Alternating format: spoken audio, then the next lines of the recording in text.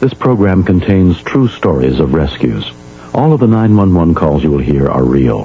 Whenever possible, the actual people involved have helped us reconstruct the events as they happened.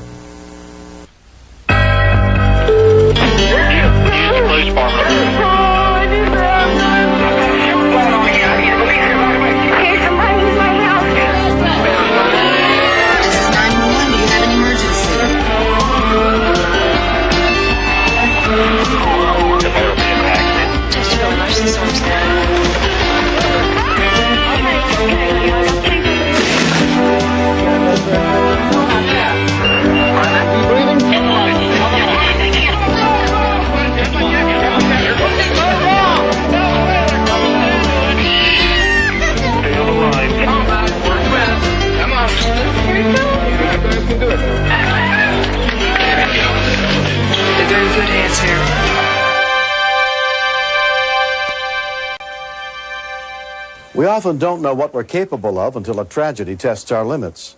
I'm William Shatner. Tonight, true stories of men, women, and children confronting situations they've never faced before on Rescue 911. We begin on July 3rd, 1990, in Valdez, Alaska, an area where nature's untamed beauty often attracts visitors with a sense of adventure.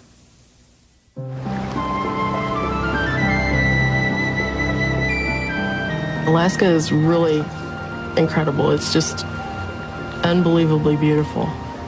The wildness of it, the freedom of it. All right, guys, don't look nervous. Smile. All right. It was supposed to be an hour of fun for the 6 friends, whitewater rafting down the low river. Chris Walker had organized the trip.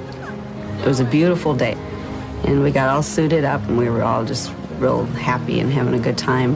This is like when we used to put our snowsuits on when we were kids. I was the only one out of the group that had rafted before, and we were all really excited about it. The upstream tube wants to get sucked in by the river. And for some reason... Kristen Ellingson did have some second thoughts about the outing. The rivers here are frightening because they're cold. They usually run off of glaciers, and they can be fast and turbulent and lots of rocks. But I thought, well, okay, I'm not going to wimp out on my friends here.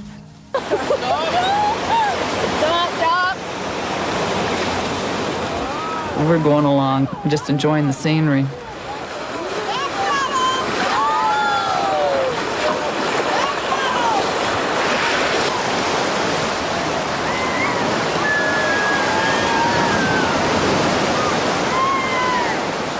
The water's getting rougher, and you know, it's getting fun and exciting. The guide had warned us that going underneath the bridges was the hard part.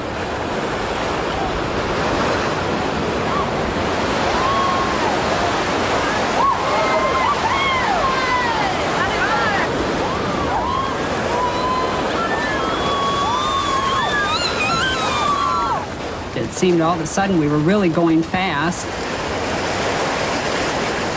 We came around a curve, and it started getting very turbulent.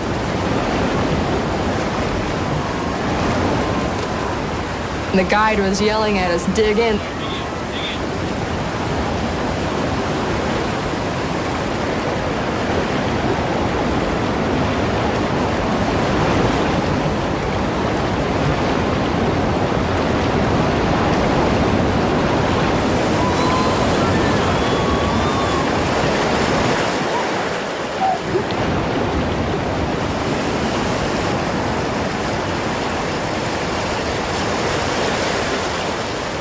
Somebody was yelling that somebody was under the raft.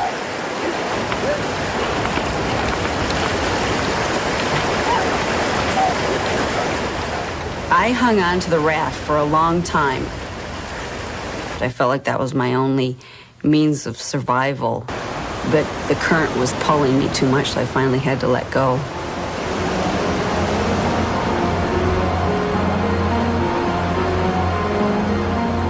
The water was just sucking me down in, and then it would just spit me up enough to get a breath of air.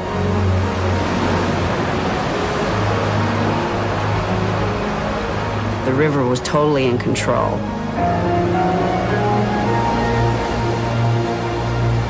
When we continue. After 3 minutes in 36-degree water, you can see the first signs of hypothermia. When the core temperature drops too low, you can die.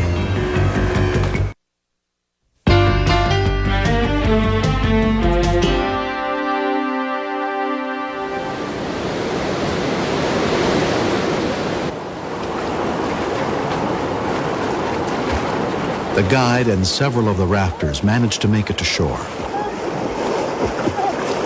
Laura Bullock was one of the lucky ones. The coldness just didn't hit me until I was actually out of the water. It was difficult just to climb up to the embankment. Cindy Phelps was also swept into a shallow area at the river's edge. By then, you're just so worn out, you're just exhausted from fighting with the river. You're going, I made it, I've come through this, I'm still alive. But then I realized that Joan, Kristen, and Mary Lee were still in the water.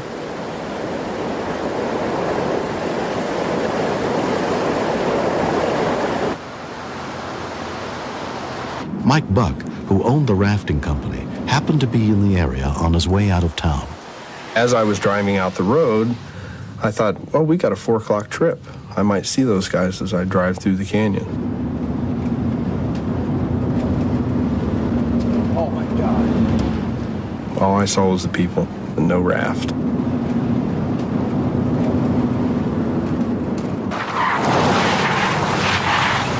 It was just unbelievable to me. We'd only had one flip in 9 years.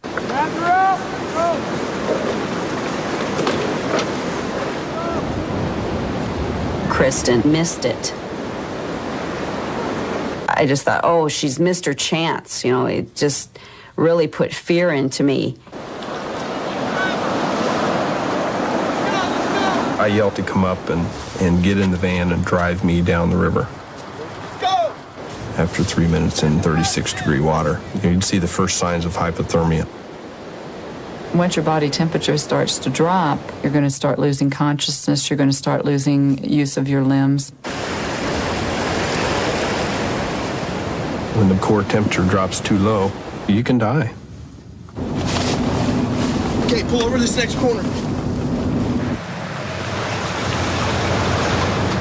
The river's so fast, I knew I was going to have to use the kayak.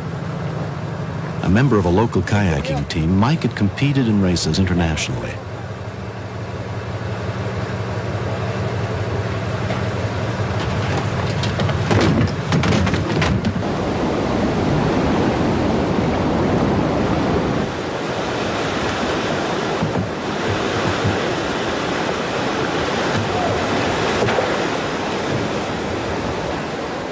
This time, Kristen managed to grab a throw line. As I started putting the spray skirt on, Mary Lee and Joan were floating by. Didn't even have time to put my life jacket or helmet on.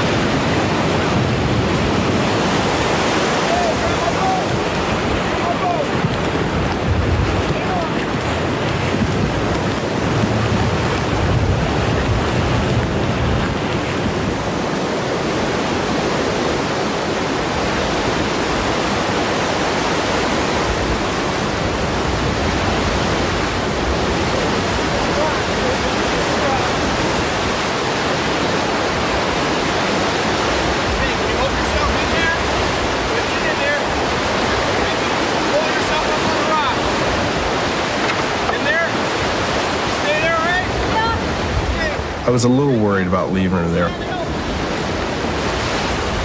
But Mary Lee was so far out ahead that I was just afraid that I might not find her.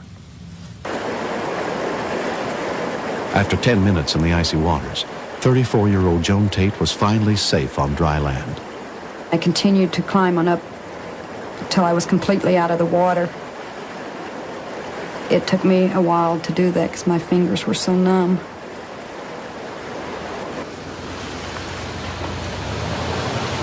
Once I reached the road, the van showed up. I wasn't shivering, and I couldn't imagine. I kept thinking, why am I not cold? But I was past shivering. That's how hypothermic I was. They brought Joan in, and Cindy, and Kristen. People reached out for me and were hugging me and holding blankets around me. But the bottom dropped out on me when I didn't see Mary Lee's face.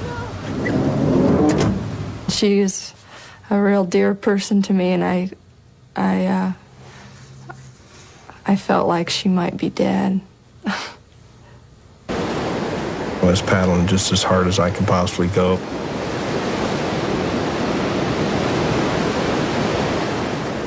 I was just scanning the river the whole time, looking for that orange life jacket.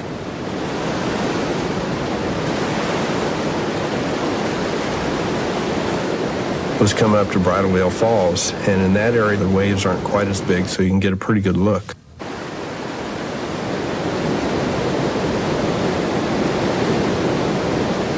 And finally spotted her.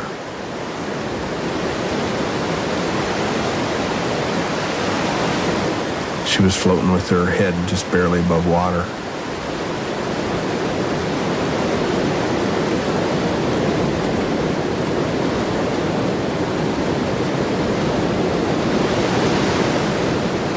I could see that she was still conscious as I came up to her, which really surprised me, actually, because she'd been in the water for a long time.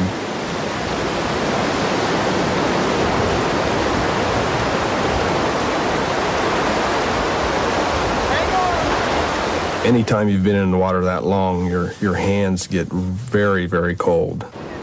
It's real difficult to hang on to anything. I was just hoping that she had the strength and the wherewithal to hang on to the kayak so that I could get her ashore.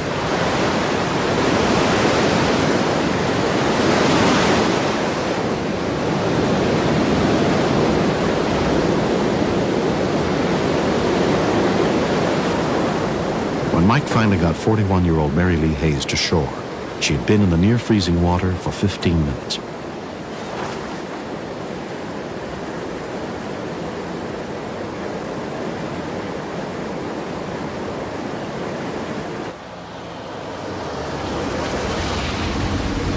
It seemed like forever till the van got down there, and I'm sure it was just a couple of minutes. She was in a hypothermic state, and we needed to get her warmed up as quick as possible. You got her? You all right? And all of a sudden the door to the van sort of slid open, and there she was. She had really bad color. She was confused. She kept saying that she couldn't see. You got 6 people here. I'm counting. By the time Mary Lee was put in the van, everyone else on the raft had already been rescued.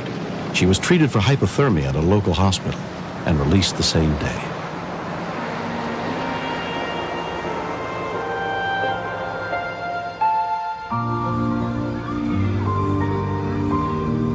A year has passed since the incident, but the memories are still vivid. Some of the women have already been rafting, but others, like Mary Lee Hayes, will never go out on the water again. That feeling of being alone in the river was the most frightening thing I've ever been through. I wasn't thinking that there was any way out of it. At that point, I saw an angel come. He was very bright and had a blonde hair and a big smile. I remember the smile just tremendously. And he said, "Can you take hold of the kayak?" Mike Buck is a very special person to me. I know in my heart that he saved my life. The timing was unbelievable. It was really a miracle that I was there at the right place with all the right equipment. Definitely affirmed the way I already believe about life. Life is good, and it's very good when you get pulled out of a river. The angels were definitely with us that day. There's no question about it. They were definitely with us.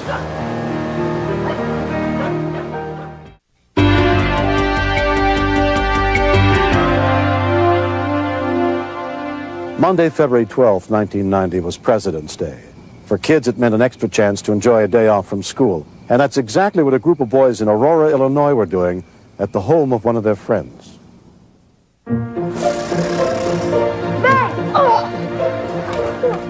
We were just having an average sleepover, basically partying down. I do tend to stay at home with my children and be there for them and bake the cookies and do the room mother bit. But I've also learned that you can't be everywhere with your child. Once that child is out of diapers and they're going to school, you do have to let go somewhat. You have to be good, okay? Marcia Oliver left her youngest son, Fletcher, alone inside the house watching television, while 9-year-old Tristan and his 11-year-old brother, Leighton, played outside with their friends. I'm going to the store. Are they off at the garage? I waved goodbye in the car and told the children I'd be back in about 15 minutes. They're achievers in school. They make good grades. They're not troublemakers. Occasionally we find one up a tree and we have to pull them down. But I wouldn't trade raising boys for anything in the world. Hey, you guys! Got an idea! Follow me! There, take this. Get some logs! What are you gonna do? What do you want? Right about here. One of the boys at the Olivers' house that day was 13-year-old Jim Morello. Leighton decided to quit playing war and to start fires by his fort. Leighton's the kind of guy who likes to take risks. He does things that normally I wouldn't do, and I'm a lot bigger than him. Tristan Oliver also went along with his older brother's plan. Actually, I didn't think much of what was going to happen. We just started putting those sticks, pine cones, leaves, all sorts of stuff. Leighton thought of the gasoline.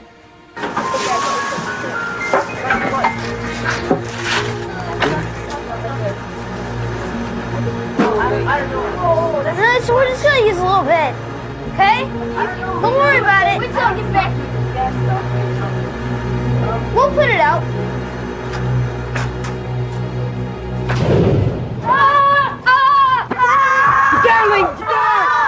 Leighton was waving his arms, and I told him to drop on the ground. 3 weeks beforehand in home economics, I learned to put a fire blanket or any kind of covering over anybody who was on fire. Jimmy smothered the flames on Leighton. And I just thought fire opposite water. Took him over to the faucet and turned the water on. So I went inside and called 911.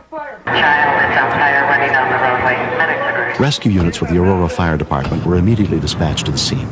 Paramedic Joe Bartholomew was among those who responded. Children have a curiosity about fire. The problem with playing with gasoline is that they don't understand what's going to happen. The vapors spread out, and all that vapor will ignite. And there's no way that you could put that gas can down in time before it explodes. His chest looked like wax, like he was a wax figure and someone just lit him in the middle of his body. I just stayed with Leighton, crying my eyes out, and just worrying about him.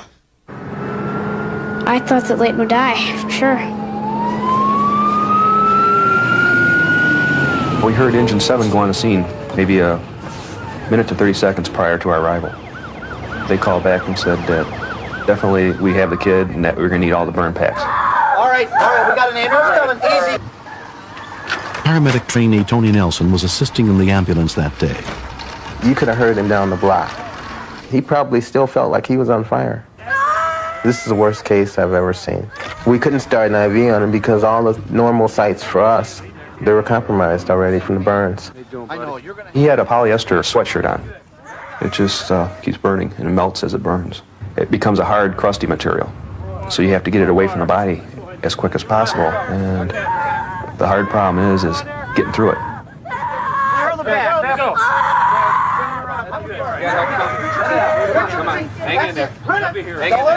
He wanted to know if he was going to die.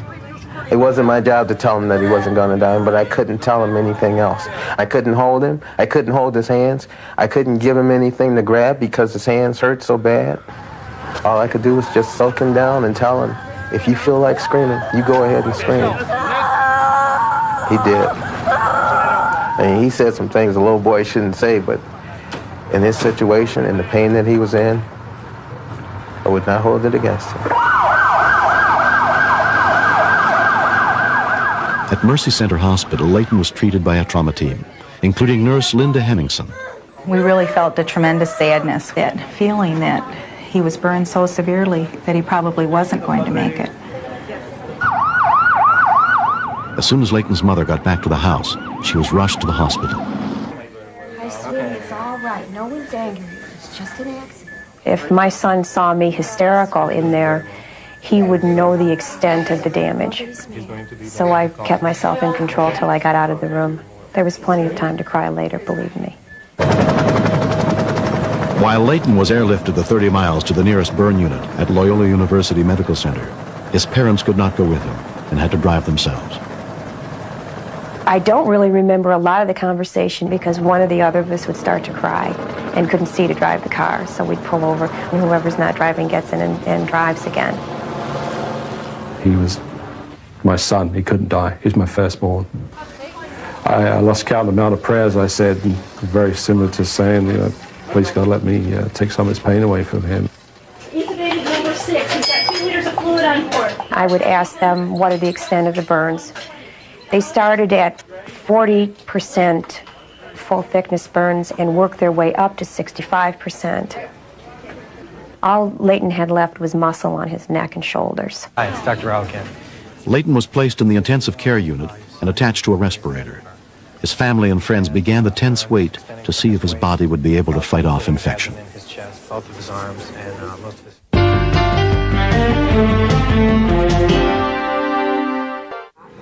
But although she'd used the freshest frogs, the spell did not work. I read to Layton constantly when I was in the room. To hear my voice, I thought might soothe him a little bit.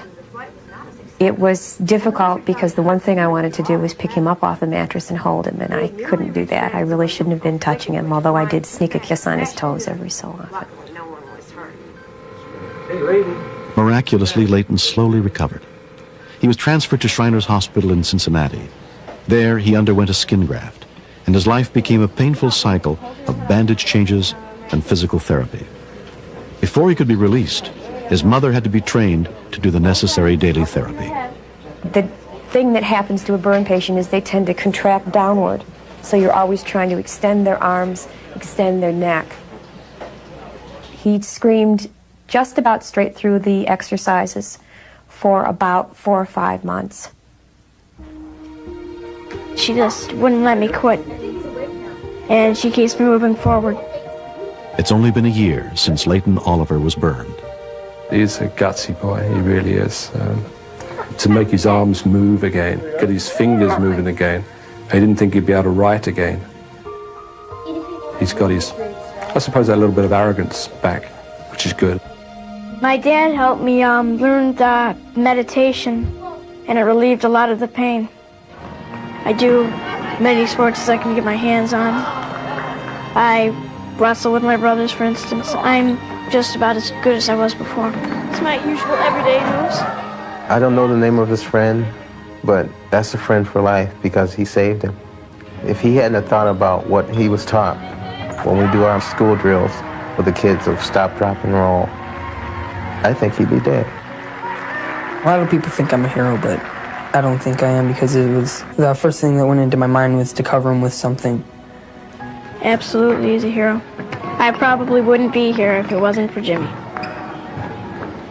If there's one thing I've learned, it's that gasoline should be locked up just like the chemical pesticides. Children think they're immortal. and it doesn't wear off until they have a really terrible scare. I'm taking flying lessons. I will probably be a pilot for flying kids like me back and forth to the Shriners, volunteering. I see Layton's future as extremely bright. Next, it's the night before Thanksgiving. We're out in the middle of the Everglades, 20 miles from any major highway.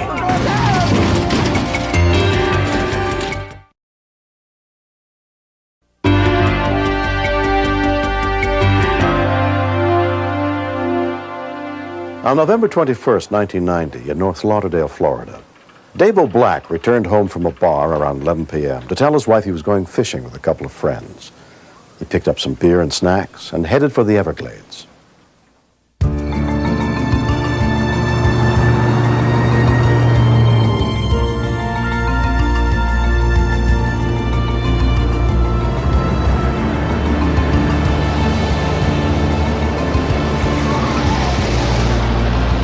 I was concerned mostly about him going in the Everglades. Whenever I think of Everglades, I think of alligators and, I don't know, just wild animals out there. There's no phones and crazy people. That's what you hear stories about the Everglades. Unbelievable. Rick was driving, and Shane was in the middle between us, and he was just sleeping the whole time. I got it. Rick and I were friends for a couple years. We kind of share the same habits. We fish a lot. How about you're driving out here, but I'm putting my seatbelt on. While you're at it, put his on. Shane came down to stay with my wife and I got to know him real well through those few weeks that he was with us. Listen, give me another beer. You got your belt on or not? We're okay.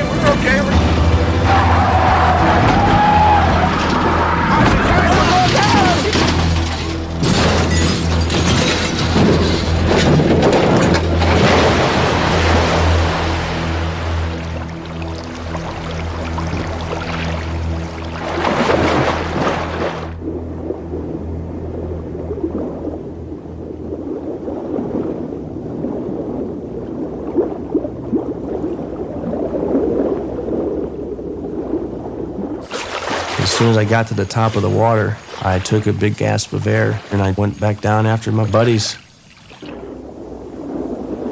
On my way down, I seen the truck, just more or less the shadow of the body, because there was very little light down there.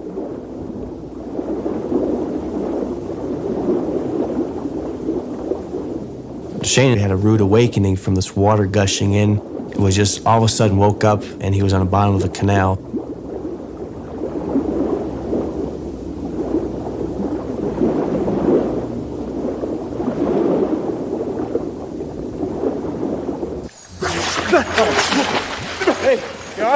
Hey, where's Rick? Understanding Rick was down underneath somewhere, so we decided to go under. At that point, I felt a nudge in my back. Let's get him. Oh, man. Come on. When I saw Rick, I just wanted to hope that this is not what was going on, that this was just, I was still asleep. This was all a dream, but it wasn't. It was there. It was happening. And it scared me to death. Come on, man. Wake up, Rick. I was yelling from the top of my lungs at him to wake up, and he wasn't moving. Come on. Please. Come on. We had no idea if he had broken bones, busted spine, so we knew we had to move him as least as possible. As soon as my eyes adjusted, I seen blood coming from his left ear. I didn't feel a pulse at that time, and I thought I was doing it wrong. He ain't got nothing, man. So I moved my hand around to readjust it, and again, I didn't feel anything. Still nothing. Come on. And at this point, I knew he was dead. Dave began trying to do CPR on Rick as best he could remember it. I knew he was there. I knew there was something way down deep inside, like a little voice box. And I knew if I'd wake that little voice box up, something would click in and say, hey, look, man, your friends are out there. Let's go back out and see them.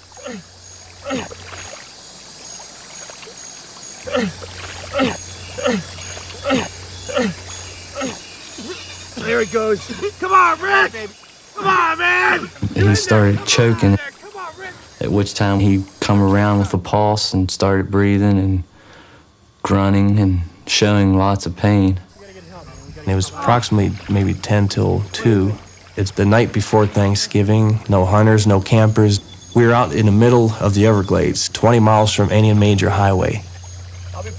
So I told Shane, I'm going to run for help, and I told him if he runs into any complications with Rick, just please do what I did and just try and keep him going.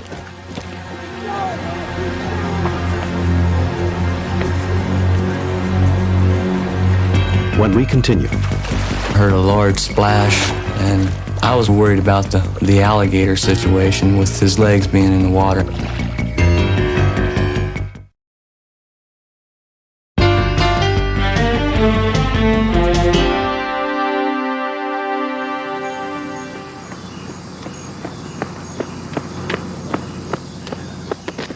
I took off my boots because they were weighing me down, and I just set them down in the middle of the road just in case I didn't make it back or just in case somebody came back there and could have flagged or seen Shane and Rick laying over there. I'll be back, man. Couple hours. I'll be back.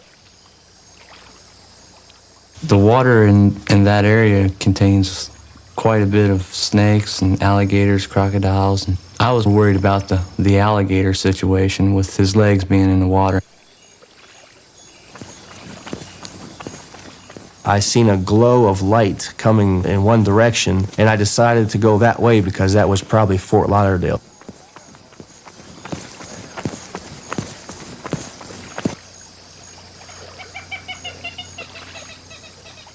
Your mind plays tricks on you. The time gets longer and longer. 5 minutes seems like 20 minutes. 20 minutes seems like an hour. It's all right. It's all right. I felt quite a bit alone, knowing that Dave's running for help and could be back or couldn't be back.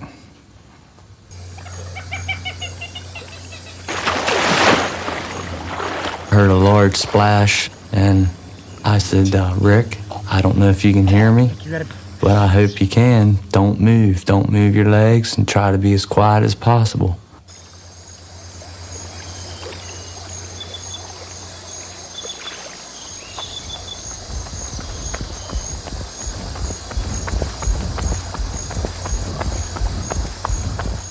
Finally, after a couple hours on my run, I noticed that there was a campfire to the left. What do you want? Where'd you come from? What? I was so relieved that I found help. the two campers drove Dave back to where his boots were lying in the road. He had run more than 11 miles.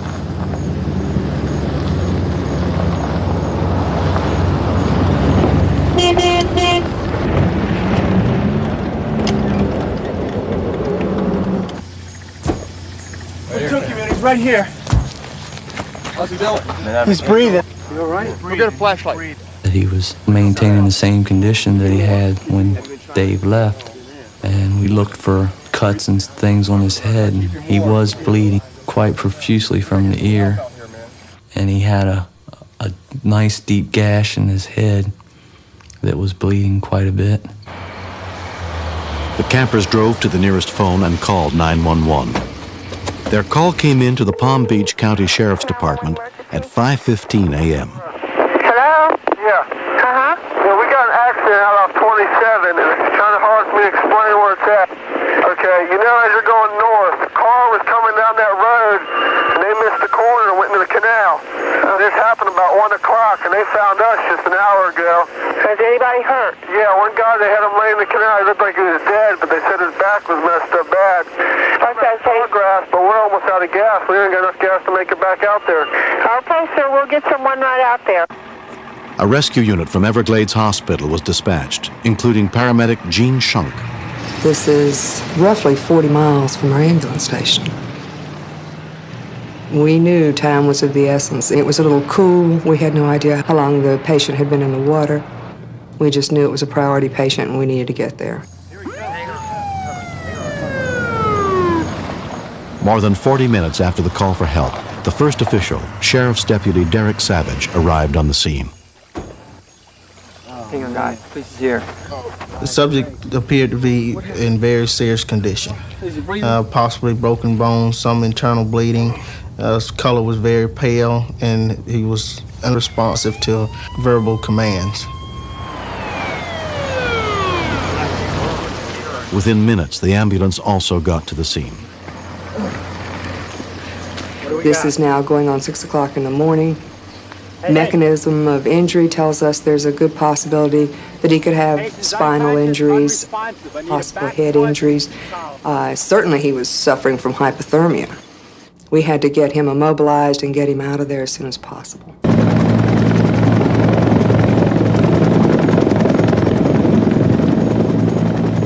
As soon as the helicopter arrived, Rick was loaded on board for the 20-minute flight to the hospital. Rick's condition never changed. He was conscious, but not coherent. And I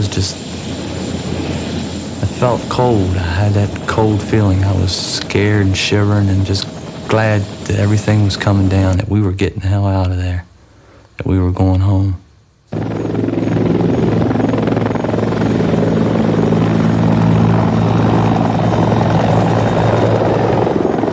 I just felt tremendously relieved when that chopper took off and was rushing him to the hospital.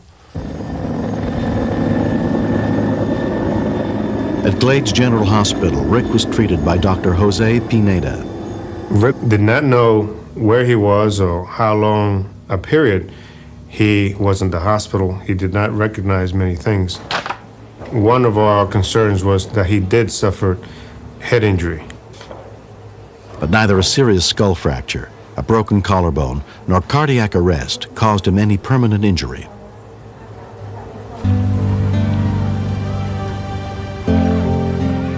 Three months have passed since the accident which nearly cost Rick Johnson his life.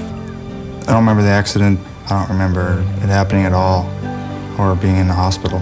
Next thing I remember, the only thing I remember is being home 2 weeks after being in the hospital. Lois Broadwell can't forget those who helped save her brother. I'm so happy that Rick's alive today. So I'm real grateful things turned out like they did. My family is grateful to Dave, grateful for everything that's happened.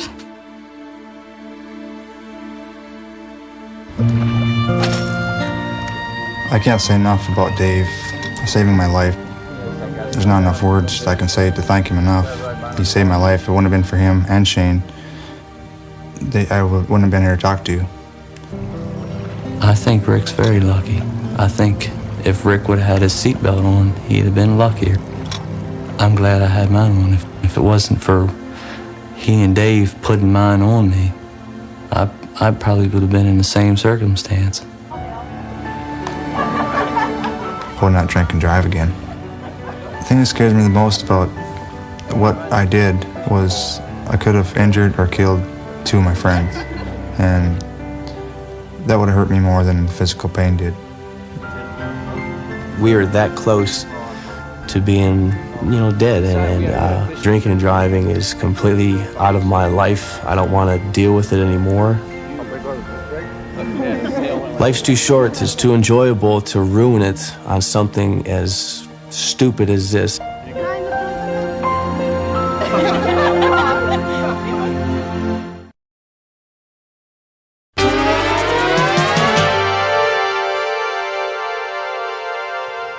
In order to perform life-saving techniques effectively, you need training. There are courses available through the American Red Cross and the American Heart Association. This series is dedicated to all the men, women, and children who know what to do in an emergency and are there when we need them most. I'm William Shatner. Join us again next week for more true stories on Rescue 911.